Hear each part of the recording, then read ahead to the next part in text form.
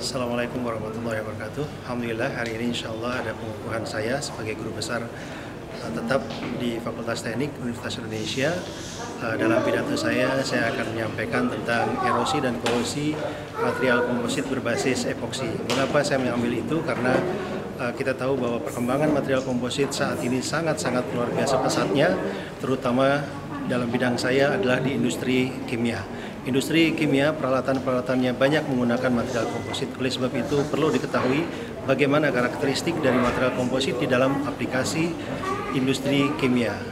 Oleh sebab itu banyak sekali matriks ataupun polimer yang digunakan, terutama di sini adalah polimer epoksi, dan epoksi perlu diketahui juga bagaimana karakteristik erosi dan korosinya. Karena di dalam proses industri kimia banyak terjadi erosi dan korosi, sehingga kita bisa memahami bagaimana karakteristik dan bagaimana kekuatan material ini untuk aplikasi di industri kimia. Demikian, Assalamualaikum warahmatullahi wabarakatuh. Halo. Agak mau. Lihat sini, ya lihat sini coba. Ayo. Halo. Nah, gitu kelihatan gigi semua ya.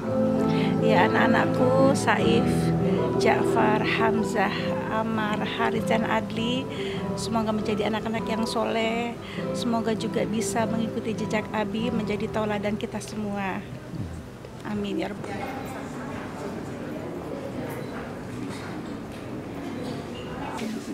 Pengantinnya di sini. Terima kasih. Pengantin dulu bentaran. Pengkot mau pengantin di ujung Prof Joko dulu. Bukan Prof Joko. Pak Joko Gabrielnya belum datang kayaknya. Udah di dalam ini dari beliau. Di luar. Kurang nggak? Ambil esok nih, ambil esok. Nama aja udah. Tadi Pak Mantan, Pak Mantan. Namanya Mantan atau Pak Rektor dan Pak Pengganti. Banyak. mantap.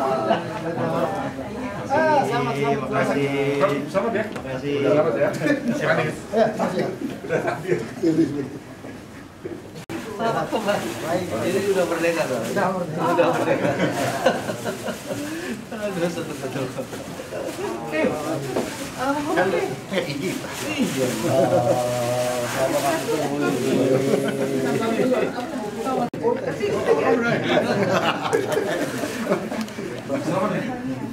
Iya. Jadi ini mobil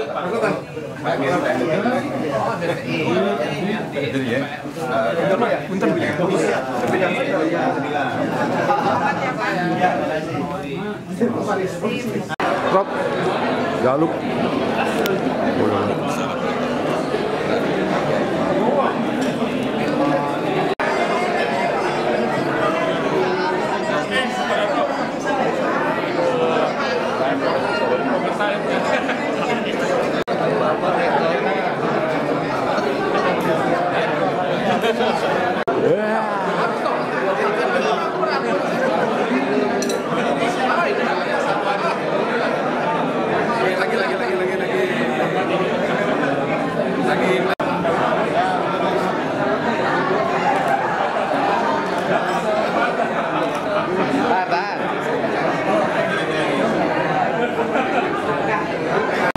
Iya Pak. Oh, ada yang dulu. Film nih.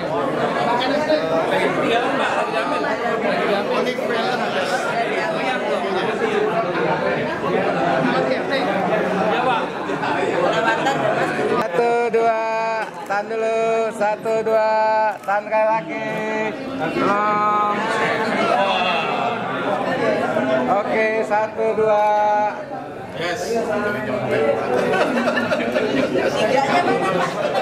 Belum. MAPG dan guru besar yang akan dikukuhkan Profesor Dr. Insinyur Joko Suhono Gabriel dan Profesor Dr. Insinyur Asep Handaya Saputra. Selanjutnya posisi duduk untuk Rektor periode 2014-2015 dan guru besar tamu menduduki kursi di sisi kiri meja sidang. Untuk para wakil rektor dan dekan menduduki kursi yang berada di sisi kanan meja sidang. Dan kursi sebelumnya untuk para Guru Besar Universitas Indonesia. Dimohon berdiri.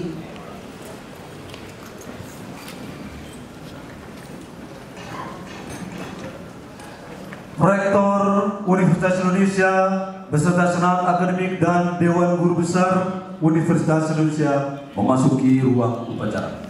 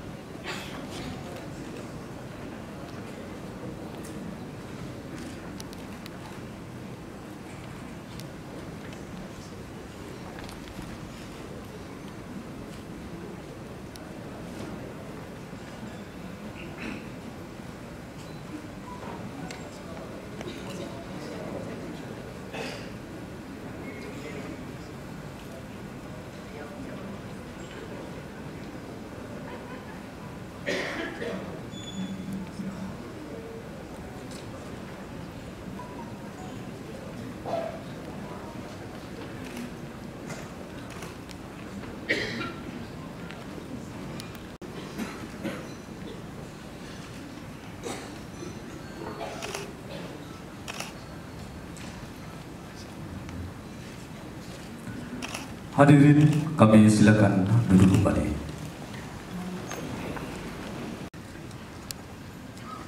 Yang kami hormati Ketua dan anggota Dewan Guru Besar, Ketua dan anggota Senat Akademik, para wakil rektor, para dekan, para direktur sekolah, dan direktur program pendidikan vokasi Universitas Indonesia, serta hadirin yang berbahagia.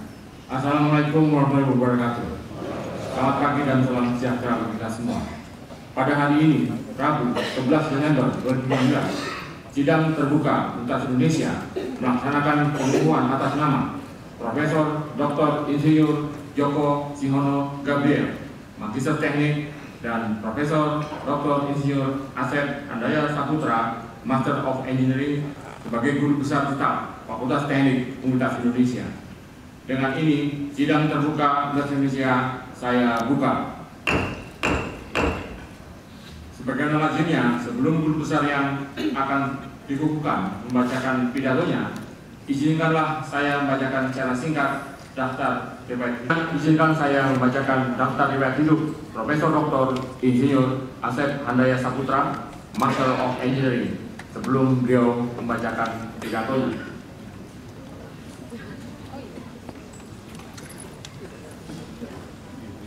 Nama: Profesor Dr. Insinyur Asep Handaya Saputra, Master of Engineering. Pangkat golongan pembina 4A. Jabatan fungsional Guru Besar. Tempat dan tanggal lahir Semarang 25 Januari 1965. Menikah dengan Ibu Elsanti Juliana dan dikaruniai 6 putra putri: Saifullah Fil Adri, Zaid Zafar Selahuddin, Hamzah Faruqi, Ahmad Haraki, Muhammad Haris, dan Adi Fauzan. Orang tua: Ahmad Sastro Diwiryo almarhum dan Ibu Safira. Kalau melihat pendidikannya, maka beliau berasal dari Jawa Tengah, ya, Semarang. Lulus SD Pendidikan Tengah 1 Semarang, lulus SMP Dominico Savio Semarang, nah kemudian hijrah ke Palembang, SMA Sakerio 1. Dan pada tahun 1991 mendapatkan gelar Insinyur Teknik Gas dan Petrokimia dari Fakultas Teknik Indonesia. kemudian melanjutkan untuk mendapatkan Master of Engineering, Chemical of Engineering di Tokyo Institute of Technology, Jepang. Kemudian pada tahun 1999 mendapatkan Doctor of Engineering, Chemical Engineering, Tokyo Institute of Technology, Jepang. Kalau kita lihat dari karirnya, maka beliau sudah lama mempunyai beberapa jabatan di UI. Saya sebutkan saja ringkasannya. Pernah menjadi Direktur Pusat Penelitian Sains dan Teknologi FTUI dari tahun 2008 sampai 2011. Kemudian tahun 2008 sampai 2018 menjadi Kepala Lab Teknologi Energi Berkelanjutan. Dan dari tahun 2014 sampai 2018 Sekretaris Senat Akademik UI. Dan 2018 sampai sekarang menjadi Ketua Departemen Teknik Kimia FTUI. Kalau kita lihat peranannya dalam asosiasi, beliau juga aktif menjadi anggota Persatuan Insinyur Indonesia, kemudian juga ada anggota Ikatan Ahli Pipa Minyak dan Gas Bumi Indonesia, anggota Ikatan Ahli Teknik Minyak dan Gas Bumi Indonesia, kemudian juga menjadi Sekretaris Asosiasi Perguruan Tinggi Teknik Kimia Indonesia pada periode 2010-2012. Tapi yang menarik adalah penelitiannya. Ada satu yang barangkali ini adalah masa depan, yaitu tentang composite material. Saya bacakan adalah material komposit berbasis matriks polimer dengan variasi Rand-Popern untuk helm anti peluru. Dia juga aktif publikasian di jurnal ilmiah internasional. Di sini salah satunya saya sebut di International Journal of Chemical Engineering 2019. Demikianlah riwayat singkat dari Profesor Asep.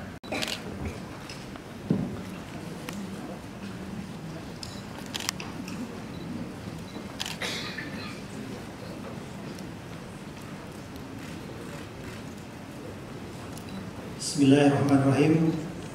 Yang saya hormati Menteri Riset, Teknologi, dan Pendidikan Tinggi Republik Indonesia. Yang saya hormati Direktur Jenderal Sumber Daya Ilmu Pengetahuan Teknologi dan Pendidikan Tinggi Kementerian Riset, Teknologi, dan Pendidikan Tinggi Republik Indonesia. Yang saya hormati Ketua dan para anggota Majelis Wali Amanah Universitas Indonesia. Yang saya hormati Rektor dan para Wakil Rektor Universitas Indonesia. Yang saya hormati Ketua dan para anggota Senat Akademik Universitas Indonesia, Ketua dan para anggota Dewan Guru Besar Universitas Indonesia, Dekan, para Wakil Dekan, dan jajaran pimpinan Fakultas Teknik Universitas Indonesia, para Dekan dan Wakil Dekan Fakultas di lingkungan Universitas Indonesia, Direktur Sekolah dan Vokasi di lingkungan Universitas Indonesia, Ketua dan para anggota Dewan Guru Besar Fakultas Teknik Universitas Indonesia, Ketua dan para anggota Senat Akademik Fakultas Teknik Universitas Indonesia, para Ketua dan Sekretaris Departemen di lingkungan Fakultas Teknik Universitas Indonesia, para staf, pengajar Departemen Teknik Kimia Fakultas Teknik Universitas Indonesia, seluruh sivitas akademika Universitas Indonesia, sanak keluarga, semua yang saya cintai, dan Bapak Ibu para undangan yang saya hormati. Assalamualaikum warahmatullahi wabarakatuh. Guru Besar Universitas Indonesia. Izinkan saya menyampaikan pidato pengukuhan saya sebagai Guru Besar Tetap dalam bidang ilmu komposit Fakultas Teknik Universitas Indonesia. Erosi dan korosi material komposit berbasis resin epoksi. Hadirin yang saya hormati, setiap buku ajar yang menulis tentang ilmu bahan selalu menceritakan bagaimana peran bahan terhadap kehidupan manusia. tadi mungkin sedikit bahwa ilmu bahan adalah karunia untuk kita semuanya. Peran bahan terhadap kehidupan manusia dan juga memberikan penjelasan bagaimana peran penggunaan bahan terhadap peradaban manusia.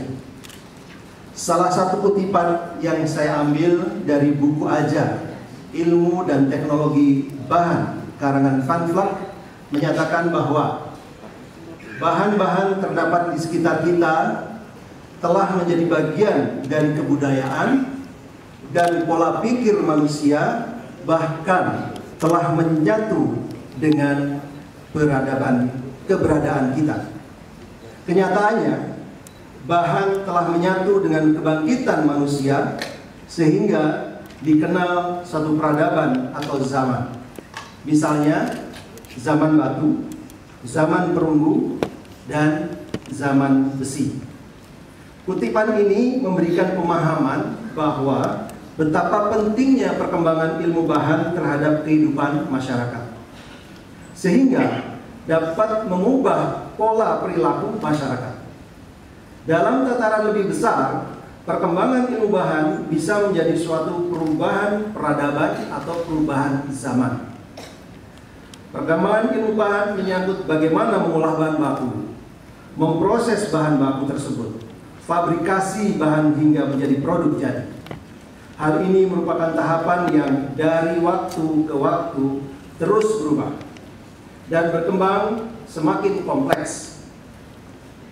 Perkembangan ini mengikuti kebutuhan masyarakat dan juga dunia industri. Sedemikian luasnya pembahasan ilmu bahan sehingga dilakukan klasifikasi untuk memudahkan dalam memahami ilmu bahan. Keramik dan polimer, isolator, konduktor, dan semikonduktor, dan banyak lagi klasifikasi yang lain. Bagaimana jika bahan tersebut merupakan campuran dari berbagai klasifikasi tersebut? Maka muncul pada pertengahan abad 20 yaitu bahan komposit atau material komposit. Kelompok material ini terus berkembang baik dari sisi bahan baku, pemrosesan maupun fabrikasinya. Bapak Ibu hadirin yang material komposit dapat didefinisikan sebagai gabungan dari dua komponen material atau lebih yang berbeda baik bentuk atau komposisinya secara makro dan menghasilkan sifat yang berbeda dengan material penyusunnya. Kombinasi material penyusun yang tepat mampu menghasilkan komposit dengan sifat mekanik dan termal yang lebih baik. Pada perkembangannya, tidak hanya sifat mekanik dan termal saja, tetapi juga sifat-sifat lain yang dibutuhkan dalam aplikasi tertentu, yaitu misalnya adalah MMC atau Metal Matrix Composite, PMC Polymer Matrix Composite, Ceramic Matrix Composite, dan juga Carbon Matrix Composite. Ada yang mengklasifikasikan berdasarkan penguatnya atau reinforcementnya, misalnya yaitu fiber reinforced plastic atau particulate, ukurannya yaitu nano material composite, atau berdasarkan penguat dari bahan hayati yaitu biomaterial composite atau biomaterial composite yang dan klasifikasi lainnya sesuai perkembangan bahan dan aplikasinya. Ilmu material komposit cukup kompleks dan sangat luas. Sudah lebih dari 25 tahun saya mengajar dan saya berusaha mengajar sesuatu yang kompleks kepada mahasiswa dengan sesuatu yang mudah dipahami. Misalnya di dalam mata kuliah material komposit, bagaimana cara memahamkan material komposit yang kompleks tersebut kepada mahasiswa dengan cara yang sederhana. Kita tidak jadi.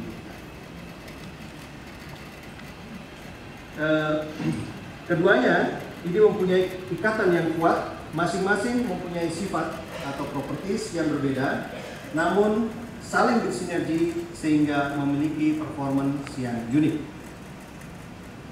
Juga di bidang yang saya geluti selama ini, yaitu industri kimia, yaitu digunakan sebagai peralatan atau media transfer atau penyimpan bahan-bahan kimia, seperti yang disebut dengan polimer matriks komposit. Komposit jenis ini pun juga sangat luas karena jenis polimer juga sangat banyak. Belum lagi dengan variasi reinforcement. Pengganti logam untuk tangki, bahan untuk membuat pipa, ataupun sebagai lining pada pipa. Pada gambar bisa terlihat contoh dari tangki yang terbuat dari bahan polimer komposit. Dengan menggunakan material komposit, peralatan tersebut lebih tahan terhadap korosi.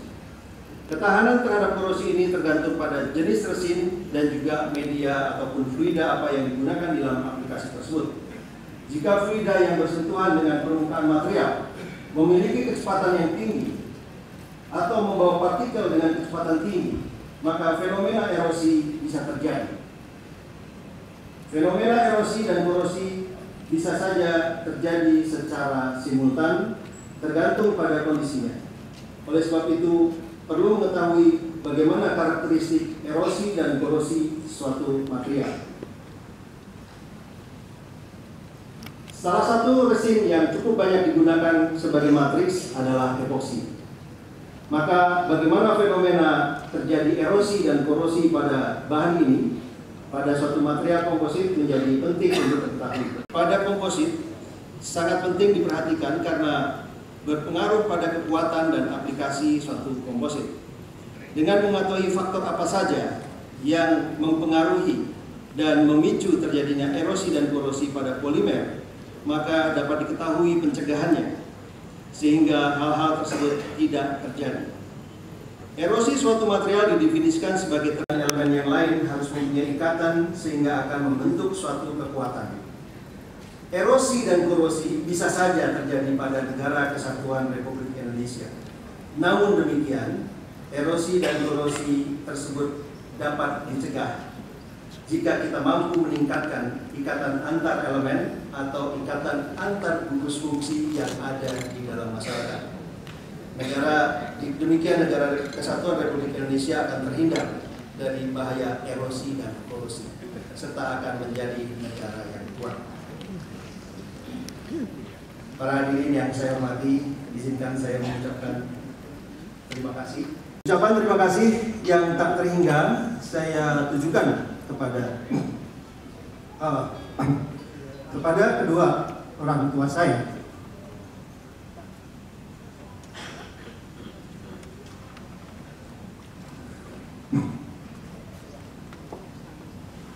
Mbah Ahmad Sastro-Niwiryo almarhum, Mbah Syakirah almarhum, dengan bahasa Jawanya yang mengajarkan kepada saya tentang banyak hal. Dan yang saya sangat terkesan adalah ajaran tentang kesederhanaan, kesahajaan, dan kearifan.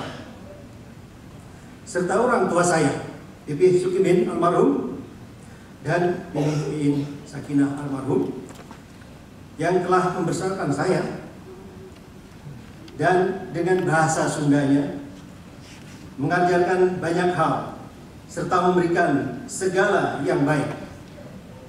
Dan yang saya sangat terkenang adalah mengajarkan sifat keberanian, dermawan, dan kasih sayang. Demikian juga untuk ayah mertua saya, Prof. Dr. Abdullah Dola almarhum, dengan logat dan bahasa Bugisnya, dan juga ibu mertua Maharani Makmur almarhum dengan logat dan bahasa Minang yang kental, yang semasa hidupnya selalu mendorong saya untuk menjadi guru besar.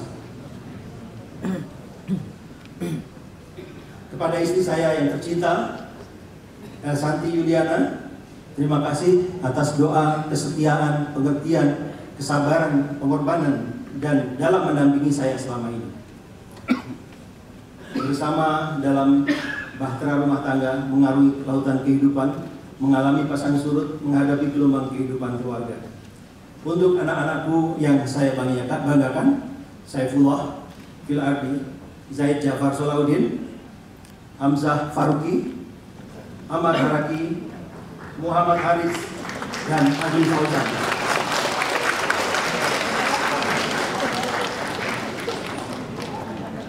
Terima kasih. Tidak lupa juga untuk menantu saya, Fatia, dan juga cucu kesayangan saya, Khalid. Kepada segenap keluarga yang hadir, Mama Ani, Titi, Mas Santoso, Mas Sugiono, almarhum Mbak Eli, Mbak Sri, Mas Waris, Mas Sugiarto, Mas Subagio, Mas Sudibyo, dan adik-adik ada Uri, Handoko, Vivi, Yuda, Imelda, Irfan, dan Andi, serta semua kakak-kakak dan adik ipar saya, beserta seluruh keponakan.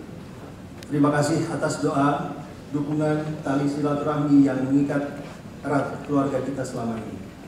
Banyak lagi nama yang patut menerima ucapan terima kasih, namun mungkin karena kekhilafan sehingga terlupakan. Untuk itu saya mohon maaf. Akhirnya, sebelum saya tutup pidato ini, izinkan saya mengucapkan sekali lagi terima kasih kepada sahabat, kerabat, tetangga, para hadirin semua yang telah menyempatkan diri, meluangkan waktu untuk hadir di ruangan ini guna mengikuti acara pengukuhan kami. Semoga Allah Subhanahu wa Ta'ala berkenan membalas budi baik Bapak Ibu sekalian. Amin ya Rabbal Alamin. Wabillahi taufiq wal hidayah. Wassalamualaikum warahmatullahi wabarakatuh.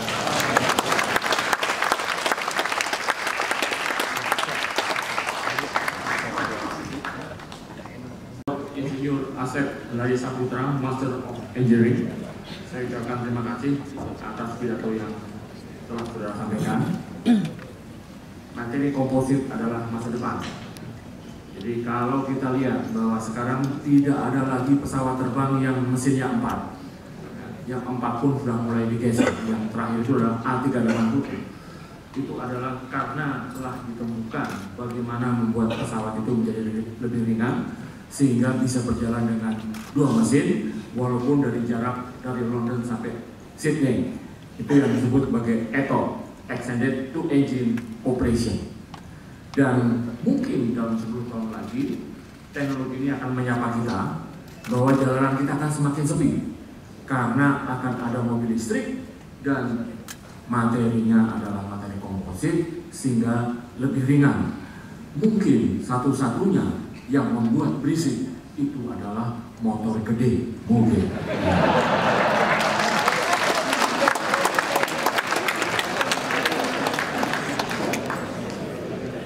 Saya ucapkan selamat kepada Profesor Asep yang telah merupakan sebagai guru besar tetap Fakultas Teknik Universitas Indonesia dan juga kepada keluarga. Hadirin undangan yang kami hormati, izinkanlah saya menyampaikan beberapa informasi. Pertama adalah mengenai jumlah guru besar. Total ada 294 guru besar.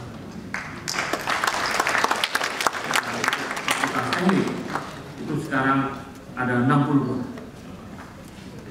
Profesor Dr. Insinyur Joko Yono Gabriel, Magister of Teknologi, adalah guru besar ke-30, dan Profesor Dr. Insinyur Asep Lari Saputra, Master of Engineering, adalah guru besar ke-31.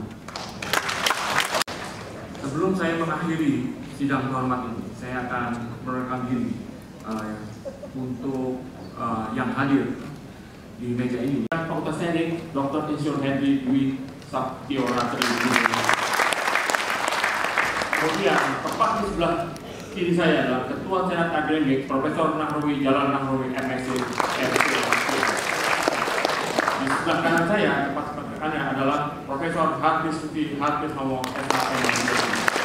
Kemudian yang paling kanan adalah tadi GB yang dibuka, Profesor Dr. Insinyur Joko Siono Gabriel, Magister Teknik, dan kemudian Profesor Dr. Insinyur Asep Lari Saputra, Master of Engineering. Kemudian ada guru besar tamu dan juga mantan rektor UI, Profesor Dr. Insinyur Muhammad Anis, Master of Rektor UI.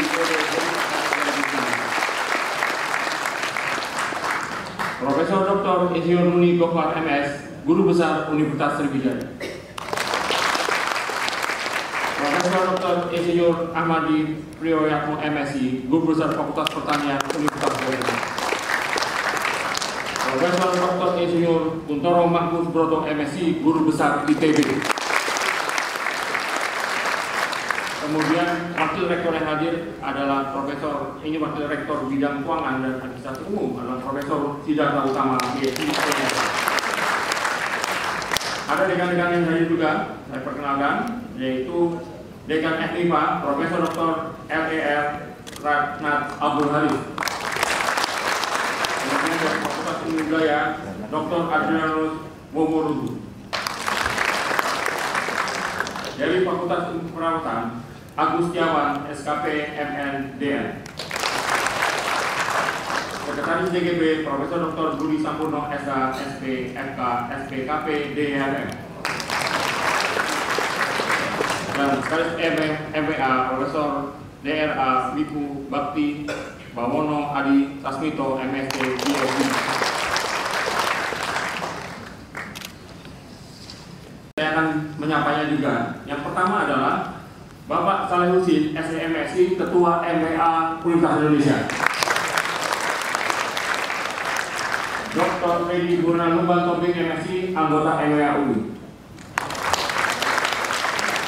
Dr. Hafatak Sulaiman, STMT, Rektor Universitas Sultan Agung Tirtayasa. Bapak Febrian A. Rudia, Dirjen Kerjasama Multilateral Kementerian Luar Negeri Republik Indonesia. Bapak Bambang Prihantoro, Komisioner Badan Regulasi Telekomunikasi Indonesia, BRTI, Kementerian Komunikasi dan Informatika. Dr. Insinyur Andi Nusama Tobeng DA, Dirjen Tenaga Listrikan Kementerian SDM, Bapak Taufik Gawazir, Direktur Industri Kimia Hilir, Kementerian Perindustrian Republik Indonesia. Dr. Suprapto Sumargan, Presiden Director PT Praya Kuala Nusa. Dr. Ing H. Ramantio, Direktur Utama PT Rahman Makmur Sejahtera. Bapak Halim Sutanto, Direktur PT Starborn Chemical. Bapak Abdul Siam, Manajer Denmark. Ibu Maya Tamini, Division Head Unilever.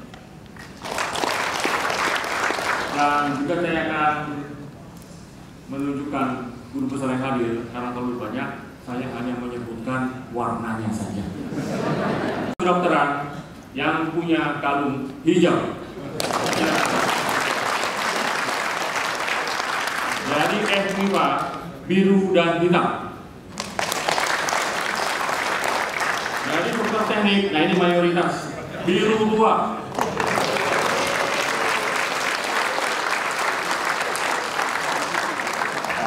Jadi Fakultas Hukum merah. Dari Fakultas Ekonomi dan Bisnis, nah ini biasanya minoritas abu-abu.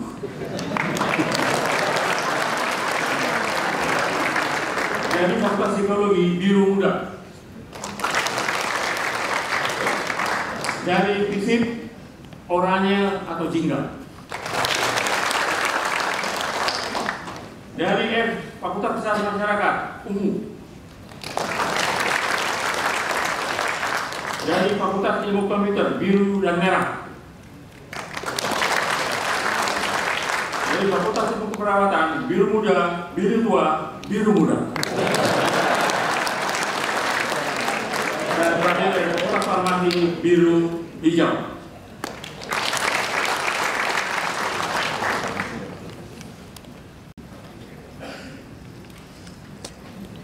Hadirin yang kami hormati, perkenalkanlah saya selaku Rektor Universitas Indonesia sekali lagi mengucapkan selamat kepada Profesor Dr. Insinyur Joko Siono Gabriel, Magister Teknik, dan Profesor Dr. Insinyur Asep Handaya Saputra, Master of Engineering.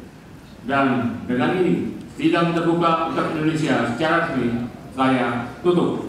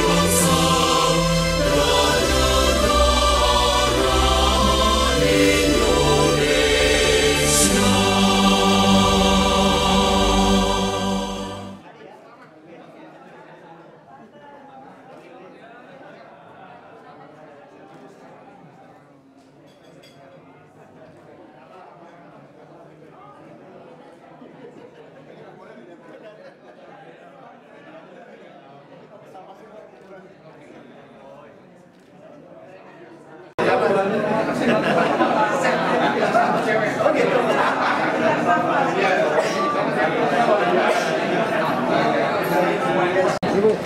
oke, 1-2, let's di Pak, 1-2.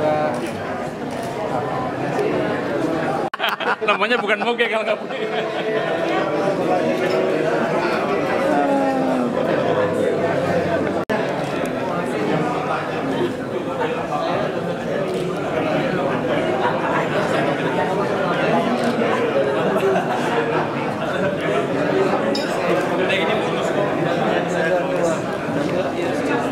Pak Kuntoro barangkali ada komen mengenai isi pidato dari dua guru besar tadi. Silakan, Pak. Saya kira disampaikan guru besar itu sangat kontemporer dan mengena sasaran. Masalah plastik adalah masalah dunia. Dan Indonesia sebagai penyumbang sampah plastik nomor 2 itu akan sangat memperhatikan pidato guru besar dari Pak Joko Siono. Sedangkan mengenai masalah korupsi, itu adalah musuh kita, korupsi dan erosi. Semua material mempunyai sifat korosif. Ada 1-2 yang tidak, tapi kebanyakan mempunyai sifat korosif. Dan ini ada sesuatu yang mesti kita tanggulangi. Kalau tidak, konstruksi kita akan rusak karena korupsi ini. Saya kira dua pidato ini adalah pidato yang relevan sekali dengan persoalan Indonesia dan dunia. Tapi mengenai moge ini gimana? Ini kaitannya dengan korupsi, Pak? Kalau moge itu kelakuan manusia yang korupsif, saya kira ya. Dan saya kira mesti dikikis itu cara seperti itu. Saya kira soal korupsi ini, korupsi sama-sama merusak peradaban manusia. Kan dulu Prof yang ini ya, tim anti korupsi itu. Tim apa namanya? Jadi pemberantasan mafia korupsi ya. Saya kira iya. Jadi korupsi dan erosi itu sama saja. Itu adalah manusia, musuh manusia.